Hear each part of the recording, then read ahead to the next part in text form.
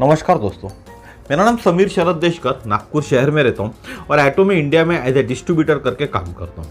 आज हम बात करने वाले फिर से हीमोहिम की और हीमोहिम में देखने वाले ल्यूकेमिया करके जो ब्लड कैंसर होता है उसकी एक टेस्टोमनी देखने वाले। डायरेक्ट टेस्टोमनी देखेंगे आज, क्योंकि टेस्टोमनी बहुत बड़ी है आज की। पूरी डिटेल्स में इस महाशय ने टेस्टोमनी में नॉलेज दिया हुआ है। इंडोनेशिया की टेस्टोमनी इंडोनेशियन लैंग्वेज के अंदर में। तो मैं कुछ वीडियो उनका स्टार्टिंग वाला वीडियो चलाता हूँ और फिर मैंने उसी वीडियो को उसमें से साउंड कट कर दिया हूँ और उसके पीछे में वीडियो के साथ में मेरा हिंदी लैंग्वेज में मैं आपको ट्रांसलेट करके वो बता रहा हूँ। ठीक है, तो आपके लिए सबसे पहले वो देखना जरूरी है कि ये एक्चुअली इंडोनेशियन लैंग्वेज का वीडियो है क्या। ठीक है, वो देखिए। और कैसे मृत्युशैया पे लेटा हुआ था ये आदमी, जिनको ये कैंसर हुआ था, मृत्युशैया पे लेटे हुए थे, मृत्यु इनके करीब आ गई थी, मृत्यु इनको लेकर जाने वाली थी, लेकिन हीमोहिम के कारण उस मृत्युशैया से उठकर ये जीवन में वापस आए और ये खुद ही कहते मेरे को दूसरा जीवन मिला हुआ है हीमोहिम के कारण। तो सबसे पहले चालू करते हैं ओरिजिनल वाला वीडियो, तो देखिए video. Sekali lagi Bapak Ibu semua, para Atomian, selamat berjumpa. Apa kabarnya nih semua Bapak Ibu? Sehat ya selalu. Ya pertama-tama terima kasih kepada Bu Aprinda yang telah diberi kesempatan bagi saya untuk dapat तो आपने ये original वाला video देख लिए। अभी मैं इसके साथ में जो वीडियो चलाऊंगा और उसी के नीचे मेरा पूरा हिंदी के अंदर में कन्वर्शन चलेगा और हिंदी में मैं आपको ट्रांसलेट करके बता रहा हूँ। हो सकता है वीडियो आगे पीछे हो जाए, क्योंकि जस्ट उसके हिसाब से मैचिंग करना पॉसिबल नहीं हो पाएगा मेरे को। तो वीडियो थोड़ा सा आगे पीछे होगा तो आप उसको थोड़ा सा एडजस्ट कर लीजिएगा। आपको जानना ये जरूरी है कि ल्यूकेमिया पे हीमोहिम कैसे काम करता है, ये जानना जरूरी है, ना कि ये देखना कि वीडियो के अंदर की जो फोटोग्राफ्स है या जो टेस्टिमोनीज दिखा रहे, जो उनके रिपोर्ट्स देख रहे, वो उस जगह पे मैच नहीं हो रही है। ये देखने से अच्छा आपको ये देखना जरूरी है कि कैंसर पे कैसे काम करता है। तो ठीक है, चालू करते हैं। ये संभाषण जो होगा अभी आपके सामने में, ये संभाषण में जो वीडियो के अंदर में जो बोल रहे, जो महाशय बोल रहे, उन्हीं का संभाषण है। आप समझिए, उन्हीं की भाषा में आपसे वो बात कर रहे। ठीक है, आप कैसे हो? सबसे पहले धन्यवाद, मुझे आप लोगों के साथ टेस्टिमोनी शेयर करने का मौका दिया, उसके लिए मिसेस अपरंडी का धन्यवाद। सबसे पहले मैं आपको मेरे सुखद वक्त के बारे में बताता हूँ। 2018 में एटोमी से मेरी मुलाकात हुई थी। मैं एटोमी को जानता था, मेरा खुद का बिजनेस था, मैं सिर्फ एटोमी के प्रोडक्ट यूज़ किया करता था। 2018 में मैंने कुछ प्रोडक्ट यूज़ किए, उसके बाद मैंने प्रोडक्ट यूज़ करना भी बंद कर दिया था। अब मैं आपके सामने मेरी स्क्रीन शेयर करता हूं। यह मेरा मार्च महीने का फोटो है। लेडीज एंड जेंटलमैन, मेरी मीटिंग के दौरान का ये फोटो है। मेरी यह स्थिति थी, तब मैं बीमार नहीं था या कोई भी विकार से ग्रसित नहीं था। यह मेरे बीमार होने से कुछ महीने पहले का फोटो है। देवियों और सज्जनों, मार्च 29/3/2018 इकिया हॉस्पिटल BSD मेरा चेकअप हुआ। इस फोटो में आप एक गोल देख रहे होंगे, वो मेरे रिपोर्ट्स थे। आप एक फोटो आया होगा आपके सामने, उसमें आपने एक राउंड देखा होगा। मेरा प्लेटलेट काउंट 49000 था और थ्रोम्बोप्लेटिन टेस्ट 9000 था और ल्यूकोसाइट काउंट 19 था। ठीक है, मेरी इम्यूनिटी कम हो गई थी। मेरा ल्यूकोसाइट काउंट 19 था, नॉर्मली 10 लगता है। मुझे डॉक्टर के टीम द्वारा चेक किया गया और वो सब स्पेशलाइज थे उनके फील्ड के अंदर में, और वो डॉक्टर्स मुझे स्पेसिफिकली हैंडल कर रहे थे, क्योंकि मेरा HB leucocyte and platelet count का प्रॉब्लम था। मेरा यूरिक एसिड भी 7.3 था। मेरा पूरी तरह से फुल बॉडी मेडिकल एग्जामिनेशन चालू था। मुझे लैब में मेडिकल चेकअप कैसे होता है यह नहीं मालूम था। मैंने रिपोर्ट को कंपैरिजन करने के लिए सेल फोन का सहारा लिया। एक बायोमेडिकल चैप्टर में रिजल्ट लगभग सही था, वो जो रिजल्ट आया था वही मिला था। थ्रोम्बोसाइसिस 10 ऑफ 200 ल्यूकोसाइट्स। अब मेरे ल्यूकोसाइट्स की संख्या बढ़ रही थी और ब्लास्ट सेल भी होते हैं हमारे शरीर के अंदर में, उसके संख्या में भी 40% की वृद्धि हो गई थी। मुझे बोन मैरो के एग्जामिनेशन की सलाह दी गई डॉक्टर द्वारा। अभी तक मुझे एक्यूट ल्यूकेमिया से डायग्नोनाइज नहीं किया गया था, यानी कैंसर होता है, डायग्नोनाइज नहीं किया था। मुझे 9 दिन बाद हॉस्पिटल जाना था। यह मेरे माता पिता को बताया था। मेरे ब्लास्ट सेल बढ़कर अभी 81% हो गए थे। WBC की संख्या भी बढ़ रही थी, नंबर बढ़ रहे थे, 81% हो गया था। डॉक्टर ने कहा मुझे लगता है इनके स्पाइनल कॉर्ड फ्लूइड का सैंपल टेस्ट करना चाहिए। इसके पहले 4 डॉक्टर्स ने मेरा चेकअप कर चुके थे, लेकिन डायग्नोस नहीं कर पा रहे थे मुझे क्या हुआ है। तो ये डॉक्टर ने, उन्होंने स्पाइनल कॉर्ड का सैंपल नहीं लिया था। जो पुराने डॉक्टर थे जिनको डायग्नोस नहीं कर पा रहे थे मुझे क्या हुआ है, उन्होंने स्पाइनल कॉर्ड का सैंपल नहीं लिया था। मेरा ल्यूकोसाइट काउंट 20,000 और मेरी कंडीशन इस तरह थी। बहुत ही टेरिबल फोटो है, आप देख सकते हैं, फोटोज बहुत टेरिबल है। यह इतना डरावना नहीं है। क्या आप ये ट्यूबलेस नीडल देख रहे हैं, यानी इस ट्यूबलेस नीडल के सामने में ये फोटो इतनी डरावनी नहीं है। यह ट्यूबलेस टायर के तरह है। ये एक बड़े जो बॉल पेन होता है उसके तरह, बॉल पेन का जो पॉइंट होता है उसके तरह है। और यह मेरे पीठ पर लगा था, कूलो और बोन्स के बीच में। मुझे अभी भी दर्द होता है। अप्रॉक्स 2 इंच का था ये। यह एक घातक बीमारी है। जो मेरे को ल्यूकोसाइट्स हुई थी, वो एक एक्यूट ल्यूकोसाइट जो हुई थी, वो एक घातक बीमारी है जो रक्त कोशिकाओं से उत्पन्न होती है। मुझे एक्यूट ल्यूकेमिया था। यह बहुत रैपिडली बढ़ता है और जो मुझे मार सकता था, मेरी जान ले सकता था। इसके लिए कुछ सप्ताह या कुछ महीने लग सकते थे। यह क्रोनिक ल्यूकेमिया के विपरीत होते हैं। सिर्फ 2 प्रकार के ल्यूकेमिया होते हैं, एक होता है एक्यूट और दूसरा होता है क्रोनिक। एक्यूट यानी तुरंत हमारे शरीर के अंदर में कोई बीमारी का प्रवेश करना, जिसको हम एक्यूट कहते हैं, और क्रोनिक यानी लंबे अंतराल तक रहना हमारे शरीर के अंदर में। मुझे ब्लड कैंसर था और वास्तव में यह बीमारी मैं चाहता ही नहीं था। मुझे नहीं लगता था मुझे कभी ब्लड कैंसर होगा। मेरी मॉम और डैड के कारण मेरी बीमारी का निदान हो पाया। मुझे डर लग रहा था। मैं वो सब करने के लिए रेडी था जो डॉक्टर प्रिस्क्राइब करने वाले थे या जो डॉक्टर कहने वाले थे। डॉक्टर ने कहा हमें तुरंत केमोथेरेपी करना चाहिए। अभी केमोथेरेपी का टाइम आ गया, लेकिन उसके पहले आपको सेल चेक करने होंगे। मेरे शरीर में अभी भी ल्यूकोसाइट थे। मैं सिर्फ 20 साल का था। सिर्फ गले में बैक्टीरियल इन्फेक्शन हुआ था। मेरा हीमोग्लोबिन 9.7 था, प्लेटलेट काउंट 37 था, ल्यूकोसाइट काउंट 1,10,011 था। नॉर्मली 4,000 से 10,000 होता है ल्यूकोसाइट काउंट, और प्लेटलेट जो काउंट मैंने आपको बताया वो इनका सिर्फ 37 था। वो 1 लाख से लेके 4,50,000 तक होता है, 1,50,000 से 4,50,000 तक होता है। और ब्लास्ट सेल 90% हो गया था, यानी अप्रोक्स आप मान सकते हैं 100% हो गया था। और डॉक्टर ने तुरंत एक्शन लिया और डायलिसिस करने का फैसला लिया गया। मेरे ब्लड को मशीन में डाला गया। ठीक है, 3 भाग में वो ब्लड डिवाइड होता था। एक में फिल्टर होकर वापस आता था। 3 पार्ट में, यानी प्लाज्मा, आरबीसी और फिल्टर होकर वापस मेरे वाइट ब्लड शरीर में आता था, और जो खराब वाला वाइट ब्लड निकलता था उसको फेंक दिया जाता था। पिछले 2 वीक से अचानक से मुझे ब्लीडिंग चालू हुआ माथे और आंखों में। इसके कारण मेरे विजन में प्रॉब्लम आ गई थी। ऐसा लगता था कि किसी ने मेरे आंख में कुछ नुकीली चीज डाल दी है और मेरे सामने एक आंखों के सामने अंधेरा छा जाता था। और यह गले के बैक्टीरियल इन्फेक्शन के कारण हो रहा था। मेरा टॉन्सिल भी बहुत बढ़ गया था। और यह फोटो है जिसमें मेरे जीभ से ब्लीडिंग हो रही है। आप एक फोटो देख रहे होंगे, सामने देखा होगा आपने फोटो, जिसमें उनके जीभ से ब्लीडिंग हो रही थी। मैं बात भी नहीं कर सकता था, मैं कुछ भी निगल भी नहीं सकता था और दर्द होता था, और सामान्य व्यक्ति के समान बात भी नहीं कर सकता था। मेरे टॉन्सिल बड़े हो रहे थे और उससे बहुत सूजन हो रही थी, खून भी आ रहा था। इतनी सारी तकलीफें चालू हुई। मैंने मॉम एंड डैड को बुलाया, उनको बोला मुझे बहुत तकलीफ हो रही है। मेरे मॉम ने यानी करके एक दोस्त है, उनको बुलाया। उन्होंने प्रोपोलिस स्प्रे का इस्तेमाल करने बोला, और उसके स्प्रे से करने से मेरे मुंह का दाहिना कोना ठीक होने लगा। मैंने डॉक्टर को बुलाया। ENT डॉक्टर ने मेरे रूम में आए। उन्होंने एक छोटा सा होल किया मेरी गर्दन में। उस टाइम मैं बहुत स्ट्रगलिंग कर रहा था। मुझे लगता था मैं विकलांग होने वाला हूँ, यानी हाथ पैर मेरे काम नहीं करने वाले।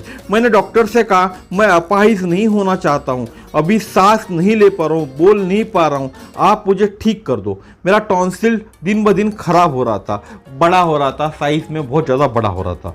यह मेरे ल्यूकोसाइट्स का रिजल्ट है। ल्यूकोसाइट बढ़ रहे थे। हीमोग्लोबिन अभी 7.4 हो गया था, नॉर्मल वैल्यू 13 होती है। प्लेटलेट स्टिल 40,000 थे।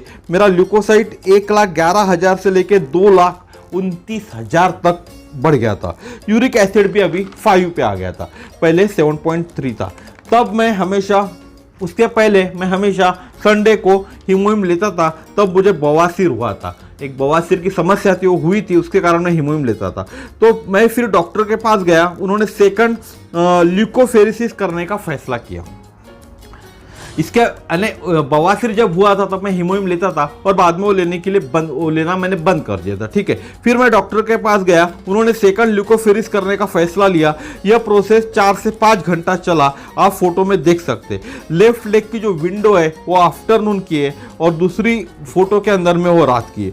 यह 4 से 5 आवर्स की रिकवरी एक्शन का है। मैंने यह फोटो लिया था, हाँ, इसमें आप देख सकते कॉफी समान ब्लड आपको दिख रहा होगा एक जगह टंगा हुआ, वो खराब ब्लड है, और दूसरा प्लाज्मा है जो वापस से मेरे शरीर में जा रहा है और आरबीसी दौड़ रहे हैं। 2 लीटर मेरे शरीर में अभी तक खून चला गया था, ब्लड चला गया था, और जो दूसरा है उसको फेंकने वाला ब्लड है। मेरे ब्लास्ट सेल 92% हो गए थे, जो 90% है। 2,38,000 ल्यूकोसाइट्स भी हो गए थे। इसके कारण हर जगह ब्लॉकेजेस हो रहे थे। इसके कारण मुझे स्ट्रोक एक आध प्रकार का अटैक भी आ सकता था और मैं मर सकता था। मेरी माँ ने डॉक्टर से पूछा ल्यूकोसाइट्स कम करने के लिए क्या कर सकते। उसके बाद तीसरी बार फिर से ल्यूकोफेरेसिस करने का निर्णय लिया गया। मुझे आशा थी कि इस बार मैं रिकवर हो जाऊंगा। मेरे प्लेटलेट्स बढ़ गए और ब्लास्ट सेल 91% भी हो गया था। अब मई महीना चल रहा था, अब चौथी बार फिर से वही ट्रीटमेंट से गुजरना था। मेरी कंडीशन स्टेबल थी, सिर्फ लीवर और किडनी चेक होने की बाकी थी इस ट्रीटमेंट के पहले। मुझे अभी भी उत्साह था। जब मैं कीमो के लिए तैयार होता था तब कीमो भी फेल हो जाते थे। यानी इनको सबसे पहले मैंने आपको बताया था इनको कीमो करना था, लेकिन इनका जो प्रॉब्लम था, जब भी इनको कीमो करने के लिए ले आया जाता था तो इनका बॉडी का फुल चेकअप होता था, जिसके अंदर इनको कीमो नहीं किया जाता था क्योंकि ये कीमो के लिए उस टाइम फिट नहीं बैठते थे। मैंने चौथा आज मैंने चौथा ये ट्रीटमेंट फिनिश किया और नेक में बिग वेन आप देखेंगे, उसके लिए माइनर सर्जरी की जरूरत थी। एक मेरा जो गला है उसके अंदर में एक बड़ी वेन थी, उसको निकालने के लिए एक माइनर सर्जरी की जरूरत थी और उसके लिए एनेस्थेटाइज करने की जरूरत थी। इन सब प्रक्रियाओं से गुजरना मेरे लिए पहली मौत के समान था। ये जितनी भी प्रक्रिया अभी तक मैंने आपको बताया, ये सब प्रक्रियाओं से गुजरना, ये सब ट्रीटमेंट करना इतना दर्दनाक था कि मेरी पहली मौत थी। उसके बाद मुझे ब्लड ट्रांसफ्यूजन किया गया था। एयर मेरे अंदर 15 मिनट में चली गई थी, लेकिन एयर मैच नहीं हो रही थी। The blood did not match, इसके लिए उसको फेंकना पड़ा। मैं काँप रहा था। 3 घंटे से मेरा टेम्परेचर 40 सेल्सियस यानी 104 मेरा टेम्परेचर चल रहा था। मैं थर ऐसा काँप रहा था। मैंने अपने आप को भगवान के हवाले कर दिया। आप देख सकते हैं वहाँ दवाई है और ब्लड ट्रांसफ्यूजन भी देख सकते हो। उसके बाद 5वीं बार फिर से यही प्रोसीजर फॉलो करना पड़ा। किसी को अगर ल्यूकीमिया कैंसर हुआ है तो पता चला तो दिमाग यानी कोई पेशेंट है जिसको पता चला आपको ल्यूकीमिया कैंसर हुआ है तो उसका दिमाग वैसे ही मर जाता है। मैंने भगवान से कहा मैं आपको आत्मसमर्पण कर रहा हूँ, अगर वास्तव में आप मुझे बुलाना चाहते तो बुला लो, मैं तैयार हूँ। मुझे आज लगता है पहले कीमो के साथ ही हीमोहिम ले लेना चाहिए था तो मेरी ये हालत नहीं होती थी। नहीं लेने के कारण आज मैं इस स्थिति में, इस कंडीशन में पहुंच चुका हूं। 12 दिन हॉस्पिटल में वीआईपी रूम के रहने के कारण बिल लाखों में हो गया था। लगभग 7 लाख रुपए मेरा बिल बन गया था क्योंकि मैं वीआईपी के रूम में रहता था। इंश्योरेंस, मेरा एक इंश्योरेंस था बीजीपीएस का, बीजेपीएस के नाम से, जो नेशनल इंश्योरेंस इंडोनेशिया का है, होने के कारण 2 लाख रुपए मुझे देने पड़े। बाकी जो बचे हुए 5 लाख थे वो बीजेपीएस जो नेशनल इंश्योरेंस कंपनी है उन्होंने पे किए। 12 दिन हॉस्पिटल में रहकर मैं घर आया। अभी जुलाई महीना चालू था, डेल्टा वायरस ने भी दस्तक दी थी। आप देखिए इस आदमी को ऑलरेडी ब्लड कैंसर हुआ था, ढंग से कीमो भी इनके हुए नहीं थे, सब कुछ इनको तकलीफ भी हो रही थी, बॉडी इनकी साथ नहीं दे रही थी। उसके बाद डेल्टा वायरस ने भी दस्तक दी थी, ये घर आ गए थे। हर कोई इस वायरस के चपेट में आ रहा था, हमारे आसपास के हर कोई इस वायरस के चपेट में आ रहा था।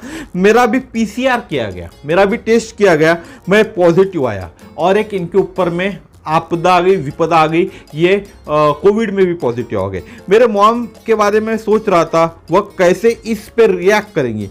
मैं मेरी वाइफ के साथ बैठा था, वो 24 आवर्स मेरे साथ रहती थी। मैं उसको धन्यवाद देता हूँ। फाइनली मैं जहाँ बाकी पॉजिटिव पेशेंट्स रहते थे वहाँ जाकर रहने लगा। मैं बहुत कंफ्यूज था कुछ तो भी गलत हो रहा है रिपोर्ट में।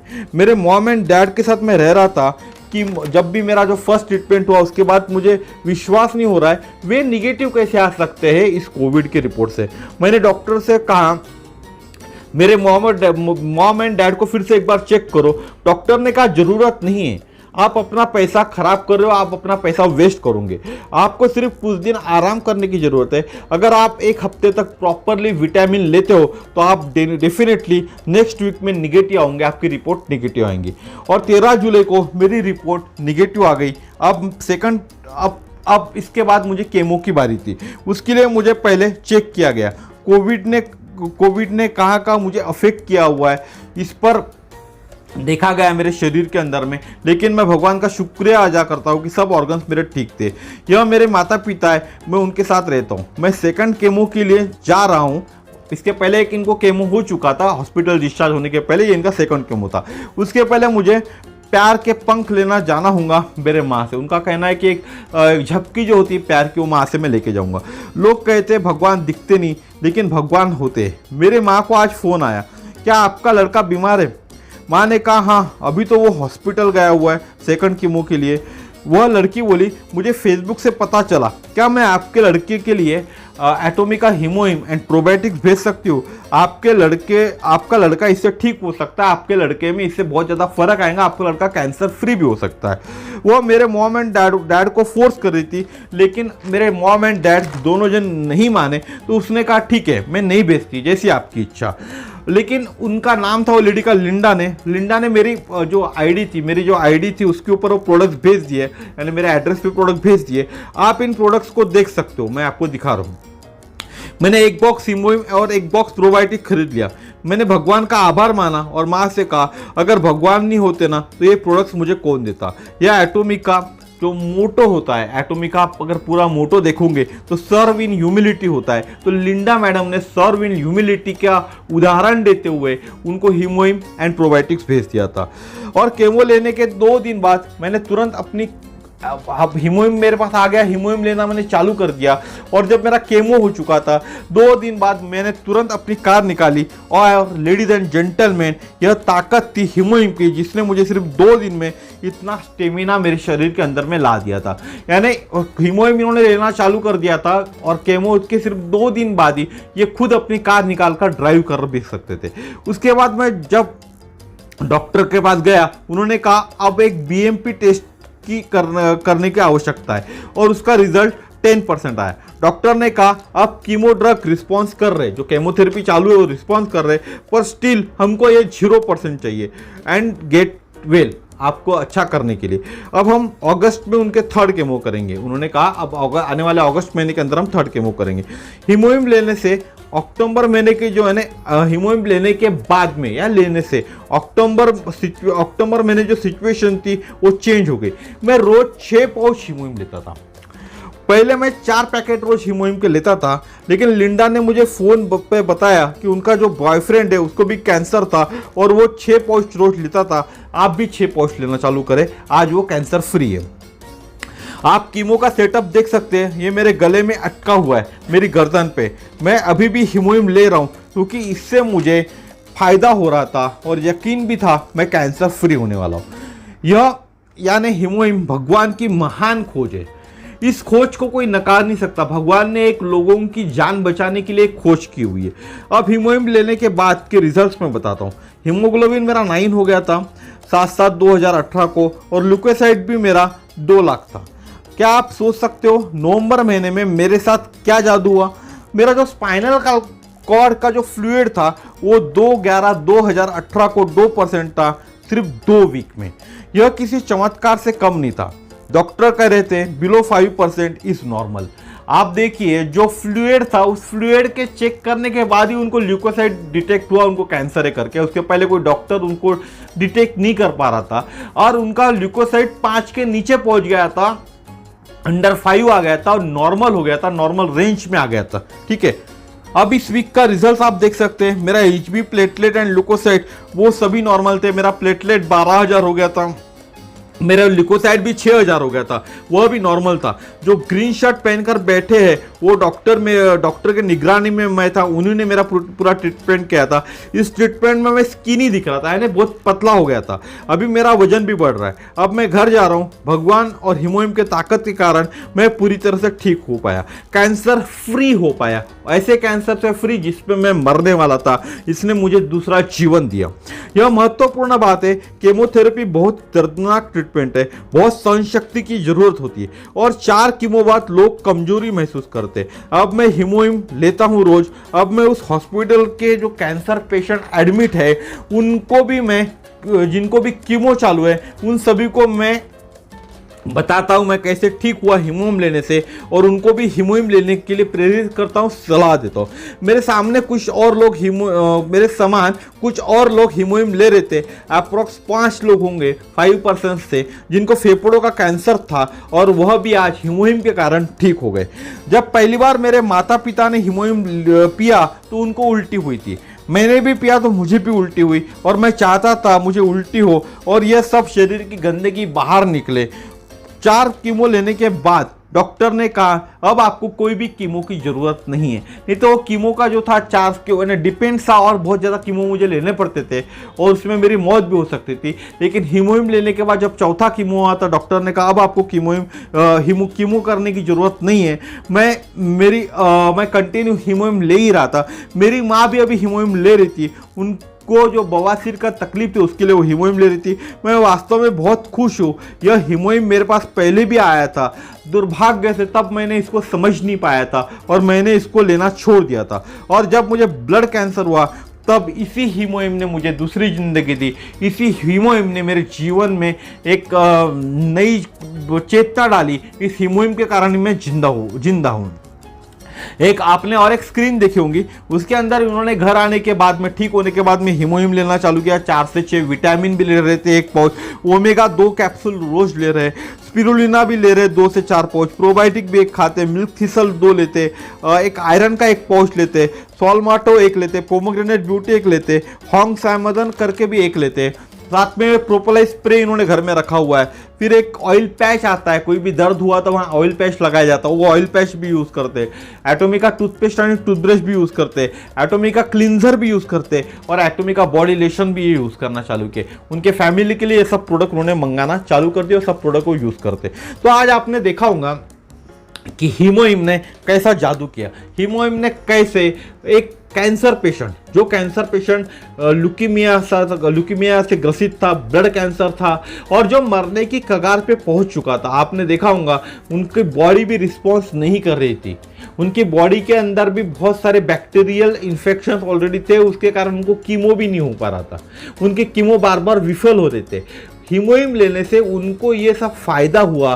हीमोहिम ने उनकी जिंदगी में एक जादू कर दिया और वो बोलते कि हीमोहिम एक कारण मुझे दूसरी जिंदगी मिली है, मैं दूसरी जिंदगी हीमोहिम के कारण जी रहा हूँ। और भगवान पे वो बोलते कि भगवान पे मुझे विश्वास हो गया, भगवान ने मुझे मेरे लिए एक चमत्कार किया और हीमोहिम फिर से मेरे लिए भेज दिया किसी के थ्रू। और जो मोटो का बात करते कि सर्व इन ह्यूमिलिटी, ये जो मोटो है ये एटोमी का मोटो है कि आपको सर्व इन ह्यूमिलिटी करते आनी चाहिए। तो यही चीज़ है कि आपको हीमोहिम मैं आपको पहले भी बताया, स्टार्टिंग में वीडियो के अंदर भी बताया कि जो मृत्युशैया पे आदमी पड़ा है उस आदमी में अगर जीने की 1% भी उम्मीद होंगी, उसने खुद को नहीं हाराऊंगा, ये सोचता हूँ कि मैं जी सकता हूँ, मैं जीने वाला हूँ, या उसके आजू बाजू वाले लोग, उसके घर वाले लोग उसको बोलते कि तू जीने वाला है, अभी तेरा वक्त नहीं आया हुआ है, 1% उम्मीद जिस आदमी के, उस आदमी को भी आप हीमोहिम पिला दो, मृत्युशैया से उठकर खड़ा होऊंगा आपके सामने ढंग से, जिस कंडीशन में पहले थे वो पर्सन, उस कंडीशन में आपके सामने खड़ा रहेगा, हंसते खेलते आपके सामने खड़ा रहेगा। ये नहीं बोलता मैं कि तारीख कोई मृत्यु की बदल सकता है, जिसकी मृत्यु जिस तारीख को ऊपर वाले ने लिखी उस तारीख को ही मृत्यु होंगी, लेकिन ये जो कंडीशन चल रही थी, ये तकलीफें थी, इन तकलीफें से आप उनको बचा सकते थे। तो आज का मेरा वीडियो यही था। जिस किसी को भी हीमोहिम चाहिए उन्होंने मुझे कांटेक्ट कीजिए। मेरा नंबर है 9325398926। और अगर आपके आजू बाजू में पहचान वाले में कोई भी बंदा होगा जिसको कैंसर समान भयानक बीमारी या अदर कोई बीमारी, सिर्फ कैंसर पे ही काम नहीं करता, मल्टीपर्पज है, बहुत सारी चीज़ों पे काम करता है, तो उसके लिए भी आप मेरा नंबर शेयर कीजिए ताकि उनसे मैं बात करके काउंसलिंग करके उनको क्या तकलीफ है उसके हिसाब से उनको मैं क्या चीज़ लेना चाहिए वो उनको बता सकूं। तो धन्यवाद दोस्तों, इस वीडियो को लाइक कीजिए, शेयर कीजिए, चैनल को सब्सक्राइब कीजिए और फिर से इसी तरह के नए नए वीडियोस आपके पास आते रहेंगे, नई नई जानकारी आपके पास आती रहेंगी। इस जानकारी को लोगों तक पहुंचाने का काम कीजिएगा। बस इतना ही मेरा कहना है, बाकी तो सब कुछ ऊपर वाले के हाथ में। धन्यवाद, नमस्कार, जय श्री राम।